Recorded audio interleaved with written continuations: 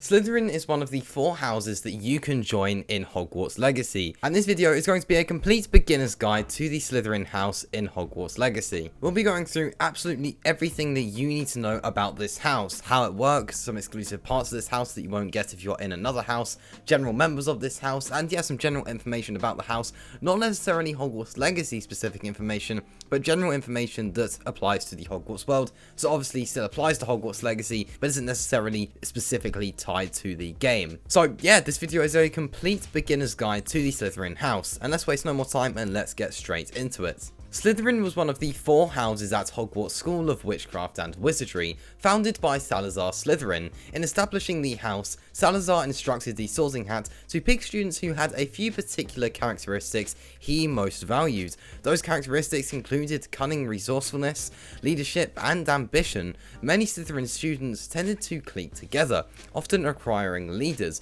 which further exemplified Slytherin's ambitious qualities. Examples of these do include Draco Malfoy's gang. The founder highly valued and favoured pure blood students, and the Sorting Hat admitted that it could be a factor when being sorted.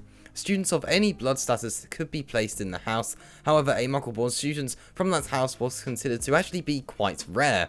The emblematic animal of the house was a snake, and the house's colours were green and silver.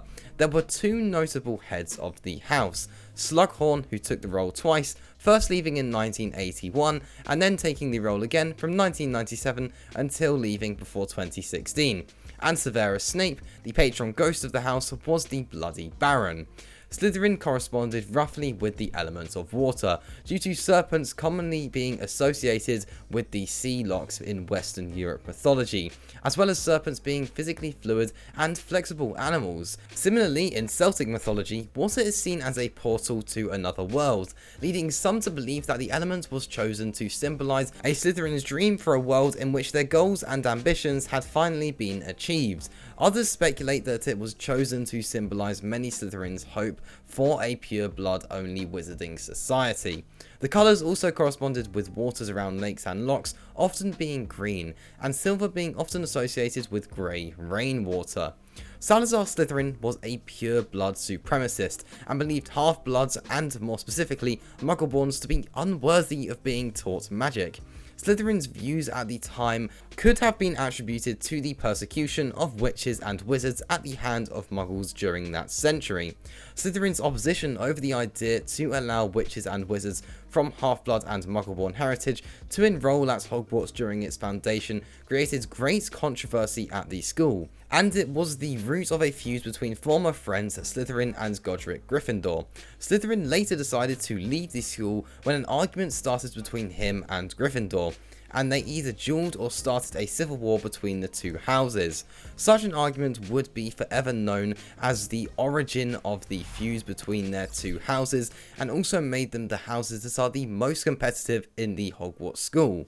When Slytherin departed Hogwarts, he would leave behind the Chamber of Secrets, with the purpose of an heir opening the chamber one day and unleashing a means to protect the school from those who, in his view, were enemies of magic, Muggle-borns. The chamber was opened twice, and the Serpent of Slytherin was killed the second time by Harry Potter in 1992. Slytherins tended to be ambitious, cunning, strong leaders, and achievement-oriented. They also had highly developed senses of self-preservation. This means that Slytherins tended to hesitate before acting, so as to weigh all possible outcomes before deciding exactly what should be done. According to Albus Dumbledore, the qualities which Salazar Slytherin valued in the students he had chosen, including cleverness, resourcefulness, determination, and a certain disregard for the rules. Dumbledore noted that all of these were qualities possessed by Harry Potter, who was a Gryffindor, but was almost placed in Slytherin. So there you go, that was some general information about the house, a bit of history behind the house, some general information about the house, and some of the traits behind members of Slytherin. But yeah, that's just some general information that of course applies to Hogwarts Legacy, but isn't specific to Hogwarts Legacy and doesn't only apply to Hogwarts Legacy. That applies to the whole Hogwarts lore and the whole world of Hogwarts, not just the game. So now we're going to focus on Hogwarts Legacy specific information. The Slytherin common room in Hogwarts Legacy is a dungeon-like room located in the castle's dungeons. Some areas of this room are underground, so you can see what's happening below the Great Lake through the common room's windows. The entrance to this room is hidden behind what appears to be a regular wall. once a student uses the correct password, a passage does appear, revealing the entrance to the room. And I'm actually going to play a tour of the Slytherin common room, and I'm going to play that now.